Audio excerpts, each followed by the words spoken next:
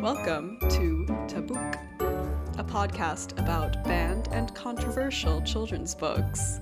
I'm Adrianna. And I'm Maria.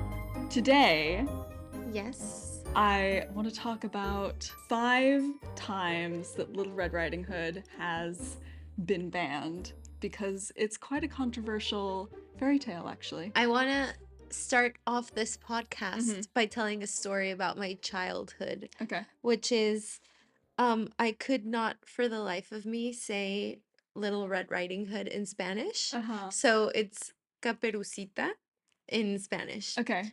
And I would say Carepucita. Like I would just flip the syllables around. And my mom found it so charming that she never corrected me. Oh no! So for years, I just did not know how to say Little Red Riding Hood in Spanish. All thanks to my mom thinking my child is adorable. So adorable. And then at like 15 is No, I wasn't that old. I made it to like maybe 5 or 6. So Little Red Riding Hood is quite an old story. There are written records from France in like the 10th century, Italy in the 14th century, that are like clearly antecedents of the modern Little Red Riding Hood that we know today. But the two main sort of origins of the story that we know come from France and Germany. The French one was written down by Perrault. This is the original Mother Goose stories. And this was to instruct the young ladies of the French court in the manners of the day. What was the story instructing them to do? Right. So this is 1697, mind you. My birth year. Yeah, and it you look great. Thank you. And it was like really clearly a story about rape. Like, don't get raped. Oh, okay. Which is actually, I would argue, an evergreen lesson. True. I am in control of this, apparently. Yeah, so this is the first time actually that Little Red Riding Hood has a red hood, which is meant to sort of symbolize like maybe menstruation or just general like desirability. Okay. He emphasizes that she is pretty, Okay. which is like not found in previous stories. She's like, oh, she's She's beautiful. such a hot young like preteen. And in his version, the wolf is waiting in the grandmother's bed, and he first feeds her bits of the grandmother, which she like doesn't recognize. I think you would know. I don't think you would. Really? If you You're like, oh, this is a steak. Well, if you go to someone's house Mhm. and they just serve you a plate of Mhm. meat. Yeah. I don't think yeah. Yeah, it's not where your mind would go to, I guess. And then yeah, it tells her to come to bed, but first to take off all of her clothes, like one by one, and burn them because she won't need them anymore. That's weird. Yeah. If my grandma At what point would you start to question? if my grandma ever told me, "Oh, just take off all your clothes, Mhm. burn them because you are never wearing clothes again," I would be like, "No." Yeah. What do you mean? Like, even if I'm gonna live in this house with you forever, Yeah. I'm not gonna be naked. I'm not like this is a grocery run. So yeah, and then he eats her and she dies. Okay. And the moral of the story, because at the end of all of Perrault's stories, he had the moral clearly written out. It was children, especially attractive, well-bred young ladies, should never talk to strangers, for if they do, they may well provide dinner for a wolf. I say wolf. Okay, yeah, because this man was not subtle. But there are various kinds of wolves. There are also those who are charming, quiet, polite, unassuming, complacent, and sweet, who pursue young women at home and in the streets. And unfortunately, it is these gentle wolves who are the most dangerous ones of all. So, Never speak to anyone you don't already know? yeah. I feel like for like a court, like a child of the French court, that was probably like the lesson they did want them to learn. They were like, Yeah, they protect your why did she have to be naked for the wolf to eat her? Like, what was I I would think a wolf can eat you even with your clothes on. yeah. I'm confused. I wonder if he did the same thing to the grandmother. Made her strip. Disgusting. Was he also a stranger to the grandmother? Yeah, what's the grandmother's story?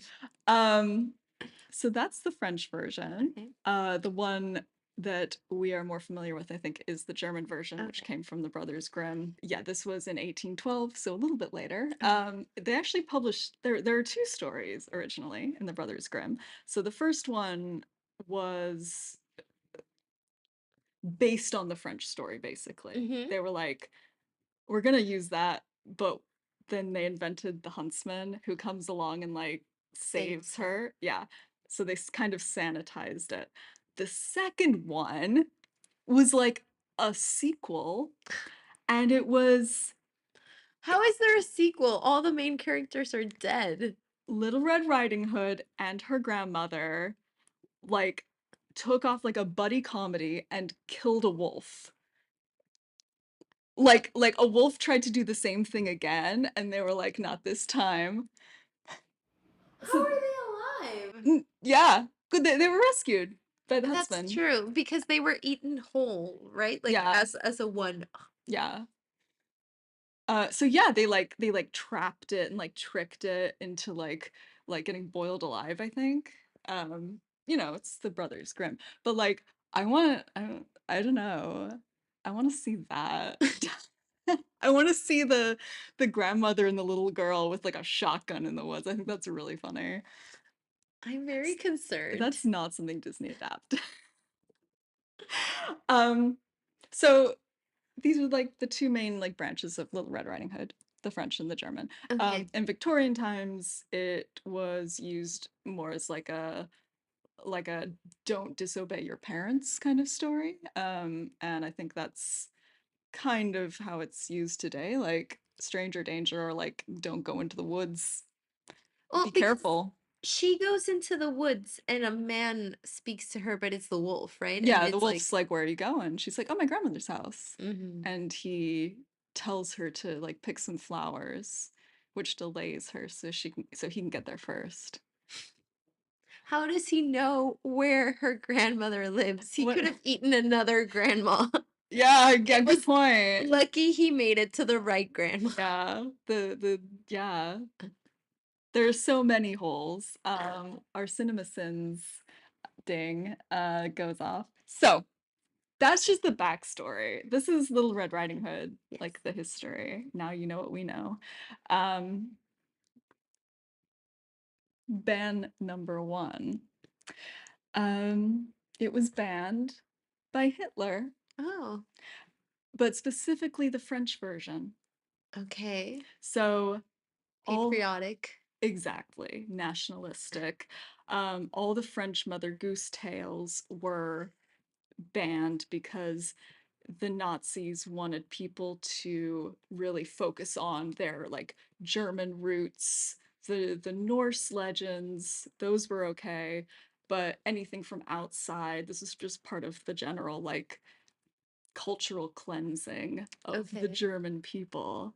The Nazis said the German folklore shall become a most valuable means for us in the racial and political education of the young. Okay.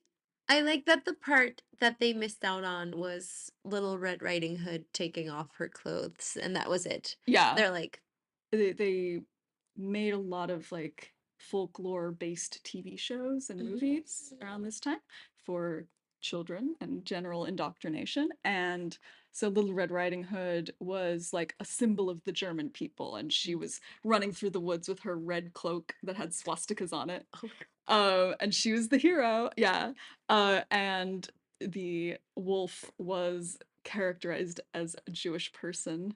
Oh, no. Yeah, and then the huntsman who saves the day was, of course, Hitler.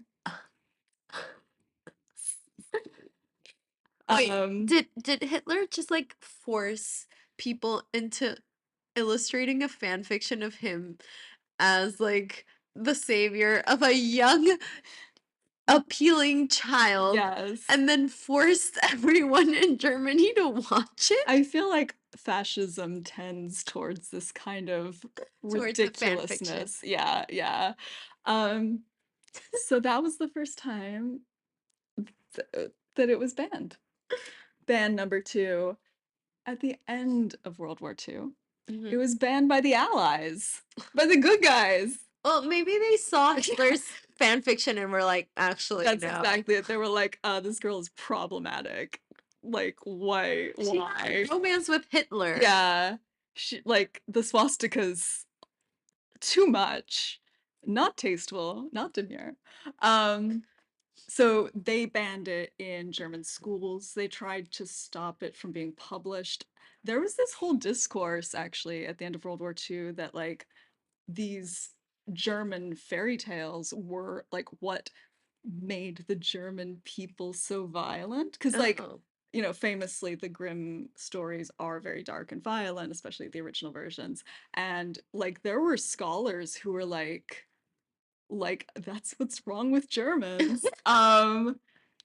S- yeah, so Louis Snyder uh wrote a book called Roots of German Nationalism in 1978, and in it he said that the fairy tales brought out in the German populace a like a desire to follow authoritarian figures, discipline, obedience, you know, lack of critical thinking, of course. and that sort of became like the German way of life, and it came from these fairy tales. Um, so there was like a real like a feeling that these books were like dangerous and needed to be like put away for a bit so that the children could be re-educated.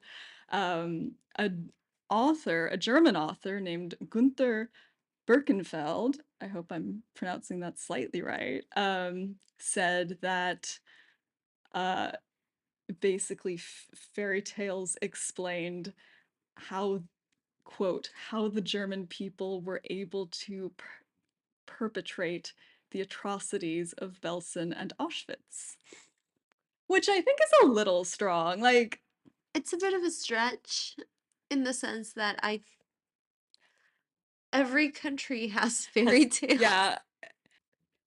Also, like famously, they modeled the concentration camps off of American concentration camps. Like we know how they Yeah, perpetrated those atrocities. Like it but it is interesting to see this like kind of hysteria about like, oh, the children have been corrupted. Like by the wolf. yeah, if it they didn't have video games back then, so it was the Yeah. fairy tales, I guess. Moving forward Okay. to sometime between like 1960, 1980, Okay. those eras. Um, and it was it was banned for Nelson Mandela. Um, so Like, he couldn't read he it could or not read it. Um, him specifically? so he was jailed Yeah. famously, Yes. in South Africa, for being against apartheid. Yeah. And the regime in South Africa at the time was like had a lot of censorship around anything that they considered communist. Okay. It was almost like a Red Scare kind of situation because like their definition of communist was any desire to change the current social situation. Okay. They were like any kind of protest that was communism. Okay. And of course, what is communist but the color red? Oh, So Nelson Mandela wrote in his book Long Walk to Freedom that they were so paranoid about anything related to communism that, like, even if you wanted, like, a fairy tale like Little Red Riding Hood, they would not let you have it Of course. because it was symbolically She's communist. wearing red. She is. She's distributing groceries. Famously known for this. Yeah, yeah, famously, if there's one thing she did do, um, It's distribute the wealth. yeah, Yeah. yeah, so, in 1990, Mhm. Oh, a specific yeah, recent. recent, but not the most recent, Not the most recent. a specific edition of Little Red Riding Hood was banned in 2 California school districts because it depicted Little Red Riding Hood carrying her little basket, which contained a bottle of wine. Oh. I did Children are not allowed to know Yeah. alcohol exists. I feel like she's improved from her time as a Nazi. Um, like, this isn't the She's worst thing she's done. evolved. She's evolved. She's grown as a Yeah, person. yeah. Now she's just ferrying alcohol around, and Yeah. we love that for her. She doesn't even drink it. She's just No. carrying it. Mhm, Mhm. mhm. But yeah, there was concern among the parents, so that edition was banned. Oh. Oh me, oh my. In 2019, Mhm. ban number 5, Final final ban. for now. Yeah, I mean, who knows?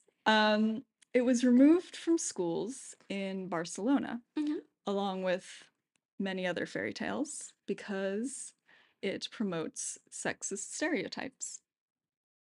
Um, s- How? so basically, they're like following sort of the Me Too movement and all of Mhm. that. There was a commission set up that looked over like picture books Mhm. and analyzed the characters, whether they spoke, what roles they performed, and they found that 30% of the picture books in the school system had strong sexist stereotypes.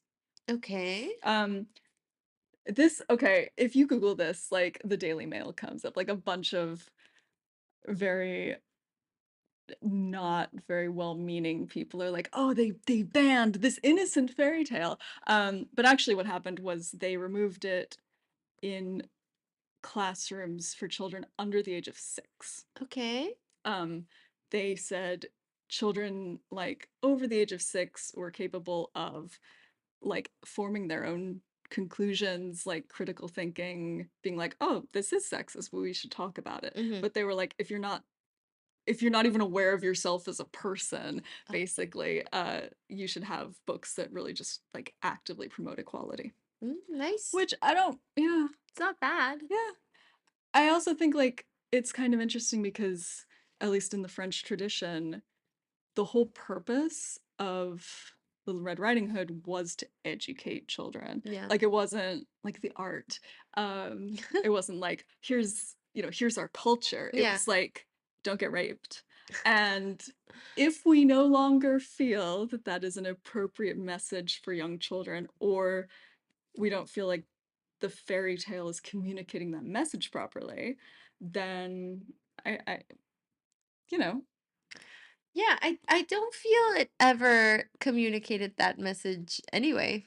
Like yeah, that specific message, yeah, no. okay. When I read Little Red Riding Hood, I was not thinking, "Oh, I should not let strange men touch me in my private parts." Like Right.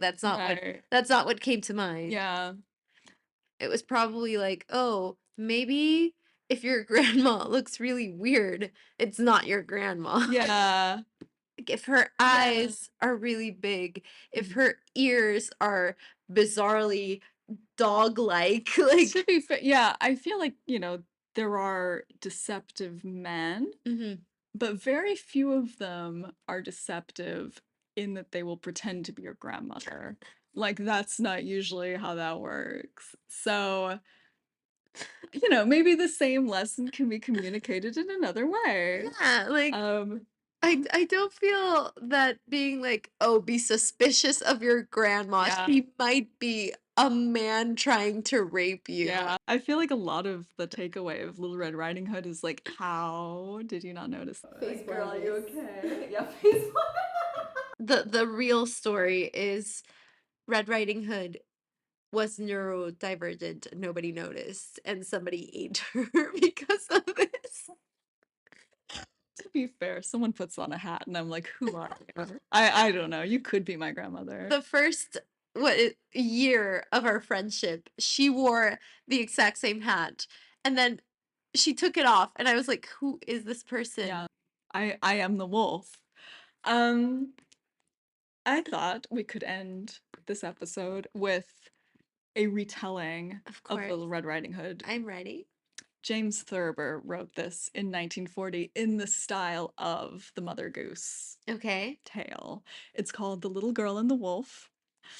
One afternoon, a big wolf waited in a dark forest for a little girl to come along carrying a basket of food to her grandmother. Finally, a little girl did come along, and she was carrying a basket of food. Are you carrying that basket to your grandmother? Asked the wolf. The little girl said, yes, she was. So the wolf asked her where her grandmother lived, and the little girl told him, and he disappeared into the wood. When the little girl opened the door of her grandmother's house, she saw that there was somebody in bed with a nightcap and nightgown on. She had approached no nearer than 25 feet from the bed when she saw that it was not her grandmother, but the wolf.